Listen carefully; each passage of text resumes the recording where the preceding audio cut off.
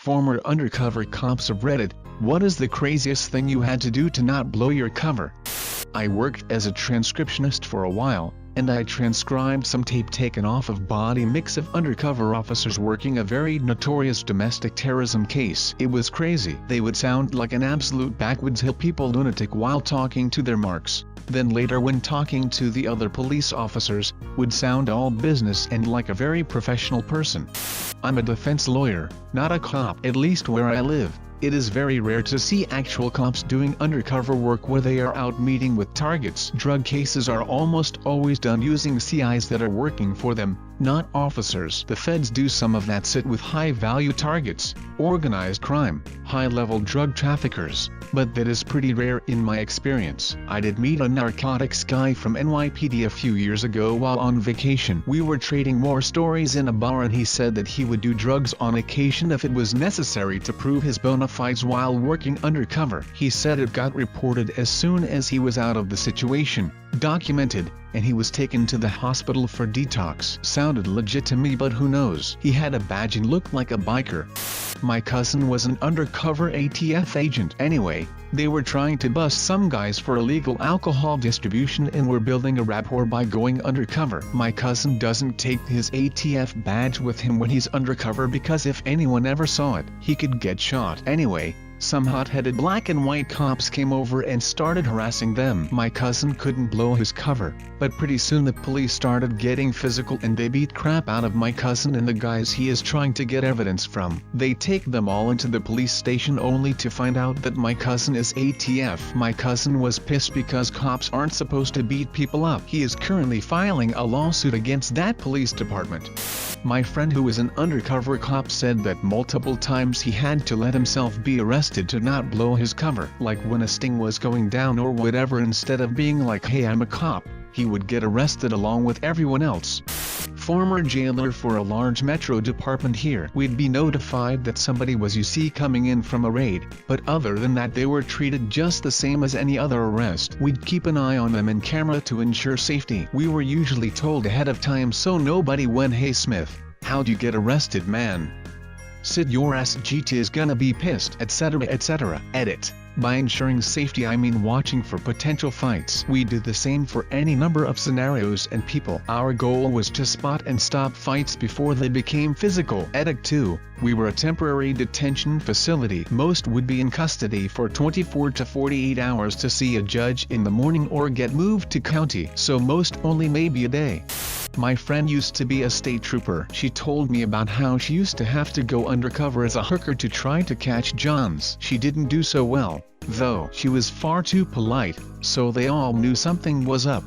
When I first got started in forensics it was when chat rooms and webcams were taking off, so pedophiles thought they'd be able to figure out who is who on the internet, since clearly you'll know you're webcamming with a 40-year-old dude munching on donuts instead of a 14-year-old girl. I was a naive 18-year-old woman who was just getting started in policing, doing some clerical work for my hometown police department when I heard a couple people talking about how they were having a hard time chatting up creeps now that webcams were a thing. I told them why not just hire someone to act like an underage girl or boy and coach them on what to say and how to set up meetings to catch these hoes. Lo and behold, I volunteered myself for the job. We set up a bedroom in one of the upstairs offices complete with a bed, a desk, and some posters from one of the officer's teenage daughters. I had to wear some of my high school sports clothes or pajamas while talking to predators via webcam. I passed notes back and forth with the team of officers and passed it off as trying to do homework while chatting. The hardest part was to still seem interested and innocent while this dude on the screen is telling me what type of horrible things he wants to do to my body, thinking I'm still a child.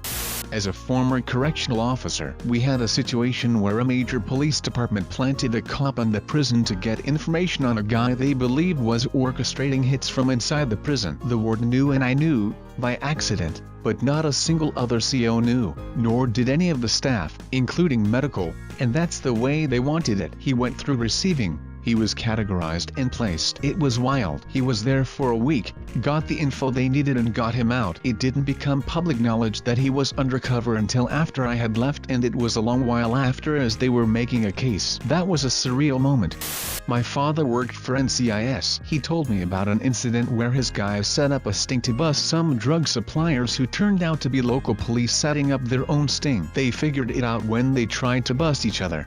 I know a guy who often went undercover as a junkie. He was committed. He'd stop showering for a while before a gig and piss on his tracksuit before going into work. He was so good that he managed to get the same dealer convicted twice in the space of a year, and they never suspected he was the rat. He had multiple police records under different names too. Nice try, drug lord. One time a Homeland Security officer came up to my house undercover, flashed his badge and asked if he could come in. Once he was in, he pulled out a piece of paper with my neighbor's face on it. He asked if I had seen him around lately. When I asked what he did, and let him know I haven't seen him around, he told me what he was wanted for: rape, child abuse, drugs, the whole lot. Turns out he raped his stepdaughter, and once he found out he was wanted, he went back to El Salvador. I thought they only flashed their badges in the movies, but turns out, this it's real. Not a former undercover cop, but I have a second-hand story about an undercover cop. So, this guy appears out of nowhere and befriends a relative of mine who is involved in illegal stuff. Dude was very friendly and just down to party. Had money, paid for product, everything. Would drop in on parties and even allegedly hooked up with hoes. Then he placed an order much larger than before. Few weeks later, relative of mine is arrested and is currently in prison. Craziest thing an undercover cop had to do to keep their cover: buy drugs and fuck bitches. Well, since no one is saying anything, I'll just throw out a slightly on-topic conversation change. There's a show on Netflix called Deep Undercover. They are 25 Albanian leks to 30 Albanian leks minute episodes about a real-life undercover operation. There's like 50 episodes and some of them are completely insane. I think the craziest one was about the New Orleans Police Department. I highly recommend it. Edit. Since so many people are wanting to watch this show, don't get your hopes up for binge-watching purposes. They all have the same format, so after 7 to 8 episodes it starts to get really repetitive. I usually watch a couple before I get bored, but the first night I watched a shit ton, so I don't want y'all going in with really high expectations and being disappointed. Lol. Not a cop but a guy my mom dated for a long time. Was older guy, in his 70s now. He was fresh out of the academy and at the Asbury Park riots. Sad scary shit. And then was an undercover narcotics cop for 14 years during the 70 and 80 with the NJSP. He was Puerto Rican, and spoke Spanish, was an ex-Marine, and became a state trooper. They utilized his ability to blend in with organized crime in the Latin community. He had to do coke in front of a bunch of dudes during a buy one night, and basically stuck his knife in and blew a mound up his nose. Then he started having a minor paranoia panic attack that they were going to find out he was a cop. Thanks to the grandma blow he just took to the dome, he was breathing heavy and went out for air. His heart was pounding out of his chest, panicking over how to get out of it. One of the gangsters came outside to talk to him. He's ready to run or fight. Guy goes, "Man, I've never seen someone snort that much at once, man. You okay?" He sighs a huge sigh of relief, and was like, "Yeah, I never did that much. I'm having trouble breathing." Hairhead. The guy was really nice. Brings him a drink and they smoked a cig. Everyone is joking that he has the heart of a lion to take that much. He actually felt bad about locking that one guy up when it all went down. Think he said he tried to help him or get a reduced sentence or something. There are other stories.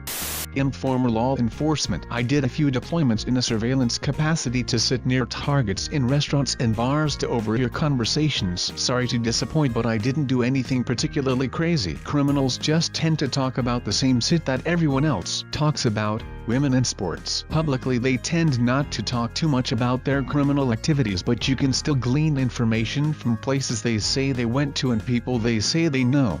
My dad did undercover for several years and talked about a meth head that he hung out with all the time and even babysat her kids when she went out to get high. This went on for several months while they were figuring out who the big dealer was and acquiring warrants. He grew a beard, had a fake it, drove an old city car. Eventually they got warrants to bust a bunch of people in the drug ring, and he actually was part of the SWAT team at the time and was part of the group that smashed in doors and arrested her and a bunch of others in the area. He had to wear a balaclava to protect his identity when with the SWAT team. He said it was actually really difficult because he had become an important part of those kids' lives and was kind of attached to them, and now they had no mother and had to be taken to Child Protective Services. I never got to ask him more questions about this before he passed, but I have no idea how he balanced this crazy second life and then came home and acted like a normal husband and father in our family. My cousin, who's in secret services, acted like a drug addict, homeless beggar, and semi-crazy Muslim religious salesman owning stall for surveillance purposes. Not very exciting, but a guy that worked with me was going to this biker bar frequently to get in with a gang, drug-related. He didn't want to get hammered and do something stupid, so he would take his beers into the bathroom with him, dump out half and fill it with water. I have gone undercover online to infiltrate child pornography rings. Nothing too intense, but I had to interact with suspects online over phone who were facing sick in the head and act like it was not the most vile sit in the world.